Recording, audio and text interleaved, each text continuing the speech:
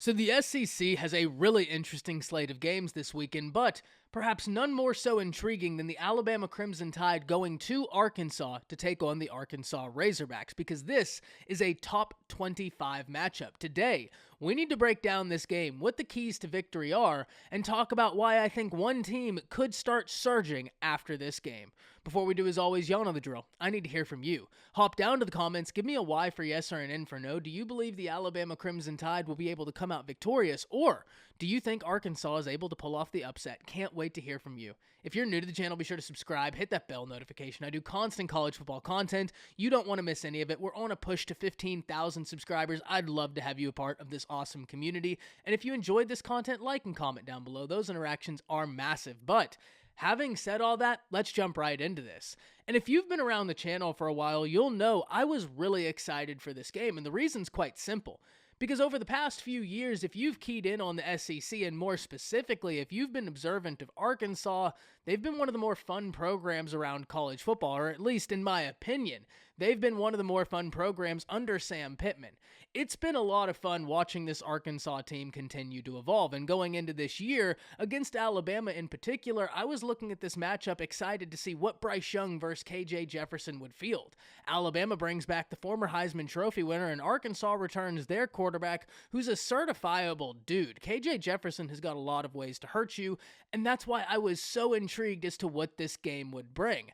Fast forward to now, and both teams have had their ups and downs this year. Alabama's passing offense has been inconsistent, but last week really showed semblances of being the dangerous passing offense so many people expect Alabama to eventually field. For Arkansas, they've had some problems defensively, and last weekend against Texas A&M, they were hoping to pull out a signature win. However, ultimately, it did not end up that way. So today, we need to talk about this matchup because there are several layers to this and a lot we need to break down. We're going to start with Alabama's offense taking on Arkansas's defense, because Arkansas's defense historically has been able to play Alabama well over the past few seasons. And that's not to say they've been able to stop the Alabama offense, but if you go through at the end of the year and see which teams were able to effectively limit Alabama's offense, well, Arkansas was at least up there with the teams that were most successful in doing so. However, this year, I just don't know if that's going to be the case, because Arkansas ranks 91st in total defense, and I know that's jarring, but what's even more jarring is that they're 126th in the nation in pass defense. They have not been able to figure that part of the game out, and I understand those of you sitting there saying, well, okay, but Alabama's passing offense hasn't been the passing offense we've become so accustomed to. And while you're not wrong, we did see Alabama's passing offense make a tremendous jump this past weekend against Vanderbilt. And I understand, it's Vanderbilt, but Vanderbilt's been playing some decent football this year, and it's all about who was going to step up and be the guy. That's what we needed to see from Alabama. So who they were playing, in my opinion, was far less important than someone stepping up and showing, I'm going to be the guy. Give me the football, I'm going to take care of the rest, and now there'll be a hierarchy established in the wide receiver room. We actually got to see that from several of the different wide receivers, which is a great place to be for Alabama going into this game, that your passing offense is really starting to take shape. Because before Vanderbilt, Alabama ranked outside the top 70 passing attacks in the nation. After Vanderbilt, they come in at number 33 overall, so they did make a tremendous jump after that game. The one thing we do need to understand about Alabama's offense, though, is that their passing attack is really, really going to be bolstered by what they're going to be able to do on the ground in this game, because Alabama fields the number 10 rushing attack in the nation, and if we look, they're number 6 overall in total offense. So Alabama's offense is really starting to find themselves, and what better time to do it than right at the beginning of your SEC schedule, because it is going to be a grueling SEC schedule. And look, we can talk about Arkansas being the 91st overall defense. We can talk about their passing defense really struggling up to this point, but that doesn't mean they don't have guys on that defense you've got to watch out for. They have Drew Sanders, who most Alabama fans are going to be watching closely, considering he transferred from the Alabama Crimson Tide to Arkansas, and now playing inside linebacker for the Hogs and doing it at a high level. Look, I root for Drew Sanders. I want him to find success. I think he's a tremendously talented player. I wish it would have worked out at Alabama, but that Crimson Tide defense is absolutely loaded to the nines with names. We're going to talk about why that defense is so incredibly effective and why I think they might have an intriguing edge in this game, but we'll get to that. But inevitably, I want Drew Sanders to do good this season. I think he's a very talented player. I've been very excited and very happy watching him play, but I'm really interested to see how they're going to utilize him in this game to try and get after Bryce Young. Because Alabama's offense has really only had two questions up to this point this season. First and foremost, when is the passing attack going to find some consistency? Now, we got some semblance of an answer last week, but that's why this week is so important to see how Alabama builds off that. Secondly, can the offensive line give Bryce Young more time? And that's a question we're still trying to figure out the answer to. Because at times, Alabama's offensive line has looked like an improved unit, but it's about doing it consistently. In fairness, it's still really early, and they're still moving pieces around the offensive line. There's still open competition at several different positions, and until that competition is settled, there probably will be a few inconsistencies on the offensive line, which is a blessing. You have Bryce Young at quarterback.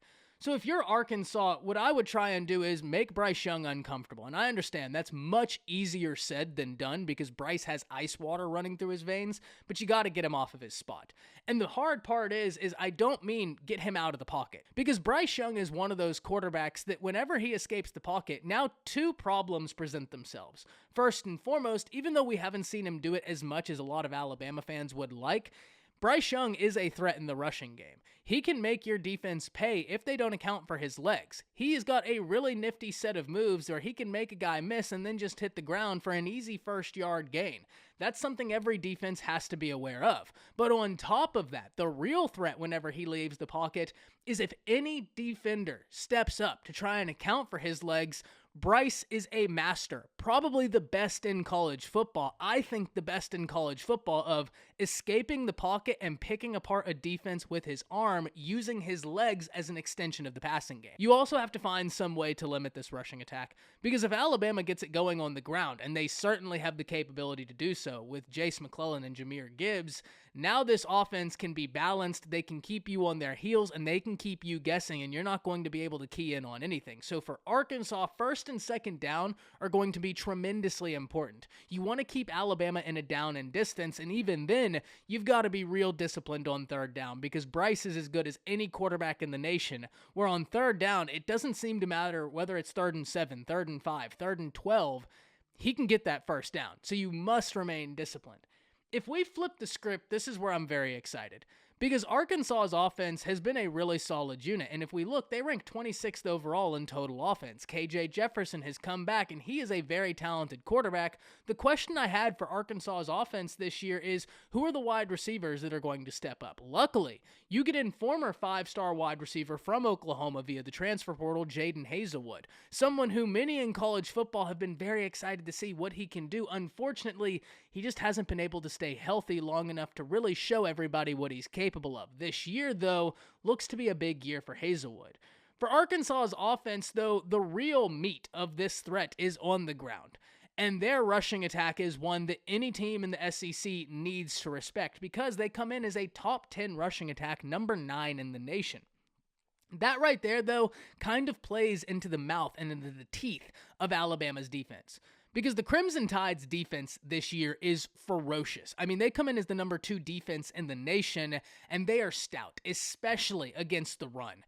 If you're a team and what you do is running the football, you're going to have to find some ways to be creative to continue running the football effectively, because you can't go away from what you do well, but you have got to find a way to put Alabama's defense on their heels, because unfortunately, if you plan on just rushing at this defense and beating them, I think you're going to have a long day.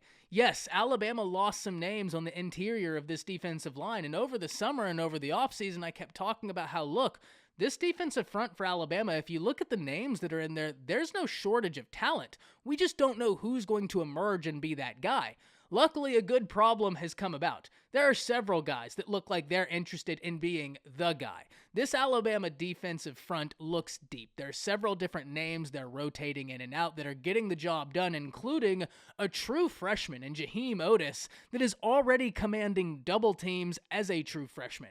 And I don't need to say it, but if you're double teaming someone on the interior of that defensive line for Alabama, what are you doing with Will Anderson and Dallas Turner on the edge? That's exactly what this Alabama defensive line wants, which is what makes Jaheim Otis so effective. And what's more, he's beating double teams as a true freshman. So I can't wait to see what the future holds for Jaheim Otis. He's going to be a very interesting player to watch. So if you're Arkansas, how do you go about attacking the Alabama Crimson Tide defense? And first and foremost, even though I just gave this whole spiel about how good Alabama's defense has been against the run, and even last year, that was a defense that they and Georgia were almost identical in their capabilities to stop the run. That's how good that Alabama defense was against the rush. Even though all that's true, that doesn't mean if you're Arkansas, you can get away from running the football. And the reason is simple. Because the last thing on earth you want as a play caller for your quarterback are those two guys on the edge for Alabama getting keyed in on what's coming next for the Arkansas offense. Even if you're running the football for 1 yard, 2 yards, or 3 yards, you have got to be able to threaten Alabama's defense with the threat of a run. They can't know what's coming next, because if 31 and 15 key in and they don't think that you're going to be willing to run the football because it's not working, it's going to be a long day for your quarterback, and they're going to pin their ears back and they're just going to say go. And they certainly have the ability to just sit there and say go, especially with how well the rest of the defensive interior has been playing, and over the past few games, how well the linebacker play has been for Alabama. That's been a real bright spot, something I continue to hope to see. So for Arkansas's offense, even though you have a vaunted defense in front of you, you can't play scared of them. Now, during the passing attack, this is an area where KJ Jefferson and Arkansas have got to take shots. We know Alabama plays a lot of man coverage, and because of that, if you're KJ Jefferson, you're just going to have to put some faith in your receivers for some 50-50 balls, because Alabama's defense is going to try and stop the run, and they're going to try and attack the quarterback. So for Arkansas, you got to get the ball out quick, and that's something we've seen several teams be able to do to at least try and limit this Alabama pass rush, because I'm not going to say you eliminate it. You just try and limit it, because even on the games Will Anderson and Dallas Turner weren't getting sacks, when you look at their QB pressures, they were right there. The quarterbacks were just trying to get the ball out as quick as possible. So if you're Arkansas, unfortunately, that's got to be part of your game plan, because you can't let 31 and 15 get in rhythm. So at the end of all this is going to be a very interesting game. You have two teams, one looking to remain undefeated, one looking to show the college football world that that loss last weekend was a mere fluke, and we're going to take on one of the biggest, baddest names in all of the game, the Alabama Crimson Tide. I think if we're looking at what we need to watch in this game, can Alabama's offense, and specifically, can their passing attack continue to progress like we saw last weekend against Vanderbilt? I understand it was Vanderbilt, but the opponent really doesn't matter as long as someone in that wide receiver room was showing the willingness to try and be the guy. If that carries over, well, I think this Alabama offense can start becoming the dangerous unit we all expect it to be, especially if they get back some of these guys that are injured, such as a JoJo Earl, such as an Aaron Anderson, such as a Tyler Harrell. Watch out, because now that deep threat, they got several guys that can make you pay deep. Can't wait to see that. If you're Arkansas, you got to be balanced on offense. You cannot shy away from the rushing attack, no matter how good Alabama's defense isn't the rush defense. And defensively, you've got to try and find some semblance or some way to stop a team from passing on you.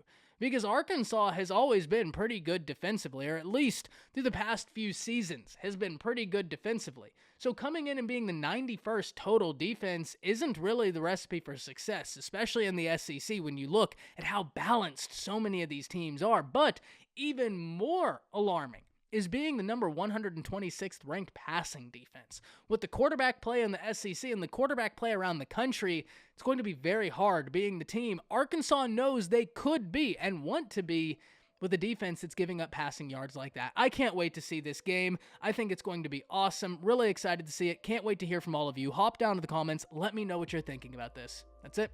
See ya.